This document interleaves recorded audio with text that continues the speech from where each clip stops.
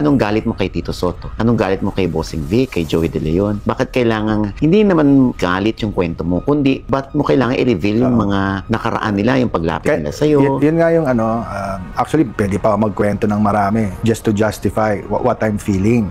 Pero yun nga, mabuti na lang, after a week na nag-reveal ako, naglalabas ng sama ng loob, mabuti na lang, yun nga, may mga kaibigan din ako nag-concern.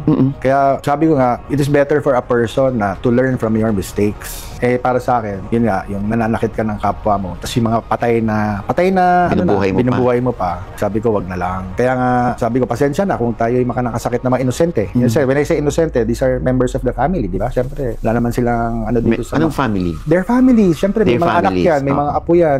Siyempre, pag narinig na, masakit yun. So, na-realize mo yan? Na-realize ko, and talagang guilty ako doon sa paglalabas ko ng mga revelations ko na nakakasakit ng damdamin. Katulad niyan. So, sinabi mo dati na nag-usap na kami ng mga Soto, pero bumuga ka pa din. Dahil nga yung ina-explain ko, yung bashers, kasi iniisip ko, yung bashers, na same bashers nung Itbulaga rin dati. Same words. Ang feeling ko, kausap ko na yung yung mga bashers ko sa Itbulaga. So, feeling ko, pag sinabi mo kasing Itbulaga, siyempre, andun yung mga kinanakit ko dati. Kasi may mga kasama ko dati. At siyempre, sila yung parang basher ko, kausap ko sila indirectly. So, ganun nangyari sa akin. I got carried away. Kasi pag tumaas yung emotions mo, OG, at may kasamang galit, may kasamang hinanakit dati na matagal na, tapos nilalabas mo ngayon, medyo hindi mo na alam na, ay, mayroon ka na palang Kaya tulad ng sabi ko kanina, masarap yung pakiramdam na ilalabas mo yung sama ng loob mo. Pero, may nasasaktan ka. Yes.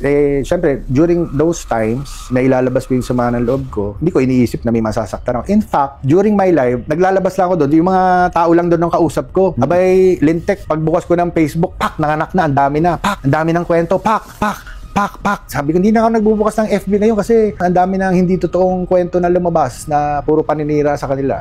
Siyempre, gigilty ako noon kasi, napunta na yung sex bomb, may mga kwento na sa sex bomb na, tapos may picture ako lagi doon sa yung write-up, yung yung title, tapos sabi ko, ano ba itong nagawa ko? Parang nagulo ko yung mundo ng social media. Pagpapanoorin mo naman yung TV naman, wala naman masyadong doon. Pero yung social media, talagang boom. Hindi ako nagpapapansin. Hindi ako mahilig ng limelight. Ako mahilig lang mag-interact. Nagkataon lang, I'm sorry, nailabas ko yung mga mga naitatago kong damdamin nun. Sasabihin nila, ganun lang kasimple, nag-sorry ka lang, pero ang dami mong ginagawa. Hindi ganun kasimple, pero at least para sa akin, nag-hold back ako nung na-realize ko, because of my friends, because of my family, because of my children, na sinasabing, what are you doing?